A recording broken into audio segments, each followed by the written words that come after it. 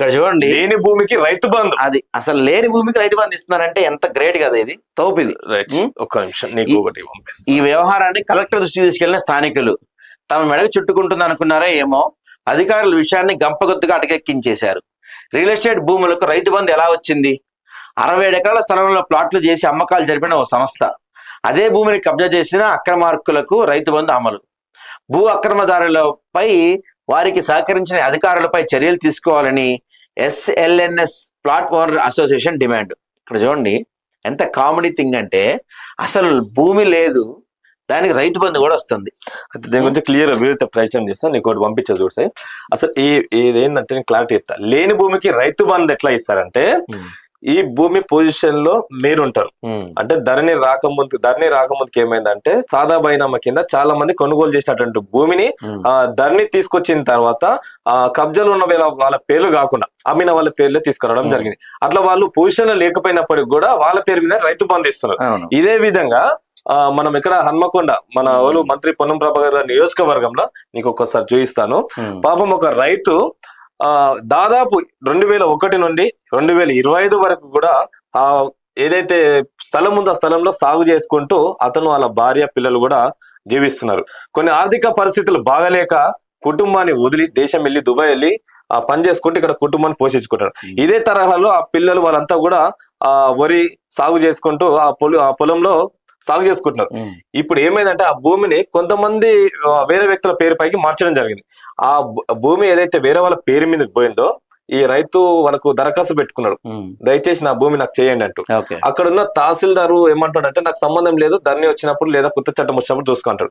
ఆ భూమి ఈ రైతు పేరు మీద కాకపోవడంతో పాపం చిన్న యువతి కేవలం 25 సంవత్సరాలు 21 సంవత్సరం కూడా నిండలేదు, ఒక నిండు ప్రాణం బలైందండి. నా చావుతోనైనా మా నాన్న పేరుపై మా స్థలం రిజిస్ట్రేషన్ చేయగలరు అంటూ ఒక చిన్న యువతి ఆత్మహత్య చేసుకుని వివరాలు మీకు చూపిస్తా చూడండి ఒకసారి. ఇది అయిపోయి చూద్దాం. సో దీని గురించి మనతోటి Telangana real estates welfare association రాష్ట్ర అధ్యక్షులు కొల్లూరి శ్రీనివాసరావు గారు దీనిపైన పోరాడుతున్నారు. సో గత బీఆర్ఎస్ ప్రభుత్వంలో రైతు బంధు పథకం అనర్హులు ఎంతో మందికి లబ్ధి పొందారని జగమెరిగిన సత్యమైందా మనం చెప్పుకున్నట్టు. అసలు సాగుయోగ్యం కాని గుట్టలకు, రహదారుల సేకరణ కోసం సేకరించిన భూములకు, వెంచర్లకు, పలు వ్యవసాయేతర భూములకు కూడా గత ప్రభుత్వ హయాంలో రైతు బంధు సునాయాసంగా వచ్చిన దాఖలాలు కోకొల్లలుగా ఉన్నాయి. గత ప్రభుత్వ తప్పిదాలు ఈ ప్రభుత్వంలో కూడా ఇంకా కొనసాగుతూనే ఉన్నాయి. దానికి తాజాగా ఒక ఘటన వెలుగులోకి వచ్చింది.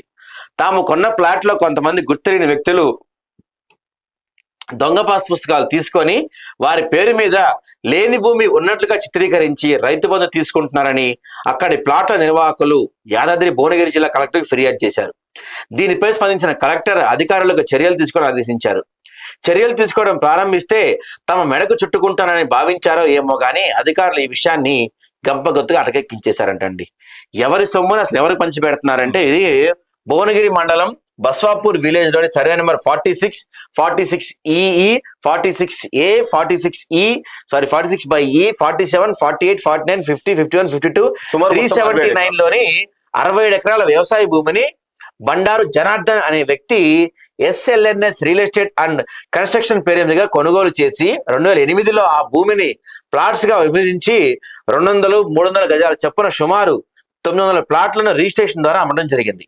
ప్రస్తుతం అదే భూమిని ఇప్పుడు కొందరు గుర్తెరిగిన వ్యక్తులు తమ పేరు మీద లేని భూమిని ఉన్నట్టుగా చిత్రీకరించి అక్కడ ప్లాట్లు వేసి ఉన్న హద్దులు అన్నిటిని తీసేసి దొంగ పాస్బుక్లు సృష్టించి ప్రభుత్వం నుంచి వచ్చే రైతు బంధు పథకాన్ని అక్రమంగా దర్జాగా తీసుకుంటున్నారు.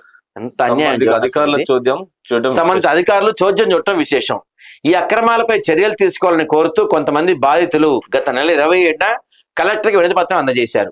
వారికి స్వయంగా కింది స్థాయి అధికారులకు విచారణ చేపట్టని ఆదేశించారు. అయినప్పటికీ నేటికి ఈ సమస్యగానే ఉండిపోయింది. అధికారులు పట్టించుకున్న పాపాన పోలేదు.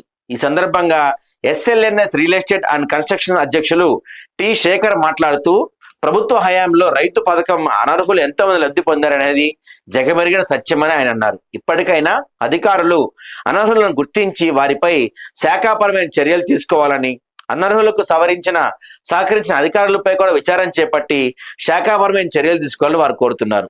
భూములను అక్రమంగా ఆక్రమించుకున్న అక్రమార్కులపై క్రిమినల్ కేసులు నమోదు చేయాలని Telangana real estate suffers association రాష్ట్ర అధ్యక్షులు కొల్లూరు శ్రీనివాసరావు డిమాండ్ చేశారు. ప్రభుత్వం అధికారులు ఈ అంశంపై సత్వరమే స్పందించి బాధితుల పక్షాన్ని నిలబడి వారికి న్యాయం చేయాలని వారు కోరుతున్నారండి. సో చూద్దాం మరి ఇప్పటికైనా, అంటే గత ప్రభుత్వం ఇట్లాంటివి కోకొల్లగా జరిగినాయి, ధరణేసులు పెట్టిందే అందుకోసం. మరి ఇప్పుడు భూభారతి తీసుకొచ్చారు, ఈ ప్రభుత్వం అయినా ఇలాంటి వాటిపై చర్యలు తీసుకొని, ఇప్పుడు Telangana real estate suffers association పెట్టారు దీనికోసం. సో ప్రభుత్వం ఇప్పటికైనా చర్యలు తీసుకొని, ప్రజాప్రభుత్వంగా చెప్పుకున్న కాంగ్రెస్ పార్టీ మరి ఇలాంటివి ఎన్నో ఉన్నాయి, కోకొల్లు ఉన్నాయి, వాళ్ళకి న్యాయం జరిగిద్దేమో చూడాలి మరి మనం. అసలు ఒకసారి వాట్సాప్ ఓపెన్ చేయదా.